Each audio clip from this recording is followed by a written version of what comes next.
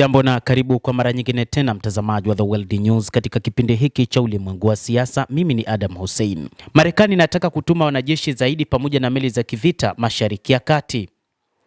Marekani imesema huenda katika siku za usoni katuma meli za kivita zaidi pamoja na wanajeshi kwa ajili ya mapambano dhidi ya Iran. Pentagon inafikiria kutuma meli hizo za kivita za ziada katika Mashariki ya Kati, huku Iran ikiongeza mashambulizi yake katika mlango bahari wa Hormuz. Hii ni kwa mujibu wa gazeti la Wall Street Journal ambalo limeripoti likinukuu maafisa watatu wa Marekani siku ya Ijumaa.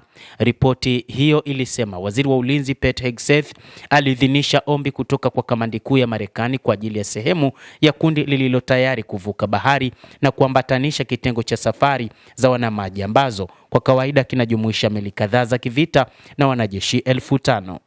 Ndege ya USS Tripoli yenye makao yake makuu nchini Japan na wanamaji wake walioambatanishwa sasa wanaelekea Mashariki ya Kati, maafisa wawili walisema kulingana na ripoti hiyo. Wanajeshi wa majini tayari wako Mashariki ya Kati wakisaidia vita dhidi ya Iran, maafisa hao walisema.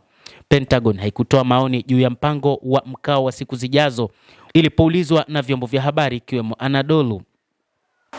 Mapema Hegseth alipuzilia mbali wasiwasi kwamba vita dhidi ya Iran vitasababisha kufungwa kwa muda mrefu kwa mlango bahari wa Hormuz. Iran imekuwa ikitumia hali ya kukata tamaa katika mlango bahari wa Hormuz, Hegseth alisema na kuongeza, tumekuwa tukikabiliana nayo na hamna haja ya kuwa na wasiwasi kuhusu hilo. Alipoulizwa ni lini mkondo huo wa bahari unaweza kufanya kazi kikamilifu tena, Hegseth alisema kitu pekee kinachozuia usafirishaji ni Iran kurusha meli. Tuna mpango wa kila chaguo hapa. Tunafanya kazi na washirika wetu na mashirika, na hiyo sio kizuizi ambacho tunaruhusu kubaki na ushindani au kuona usumbufu katika mtiririko wa bidhaa za kibiashara, aliongeza waziri huyo wa vita Bwana Pete Hegseth. Hata hivyo, taarifa zaidi zinadai kwamba Marekani inataka kutuma wanajeshi ardhini kwa ajili ya mapambano dhidi ya Jamhuri ya Kiislamu ya Iran.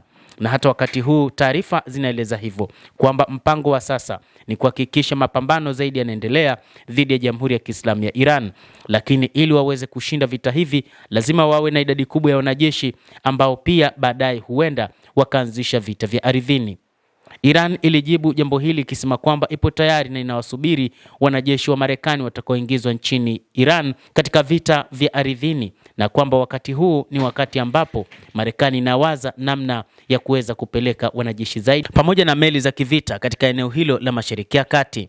Endelea kutufuatilia mtazamaji, lakini ni kusihi usisahau kulike, usisahau kucomment, kadhalika usisahau kusubscribe channel yetu hii upate habari hizi kwa mapana hapa The World News. Mimi ni Adam Hussein, endelea kuwa nasi wakati wote, endelea kutufuatilia uyajue mengi yanayojiri duniani.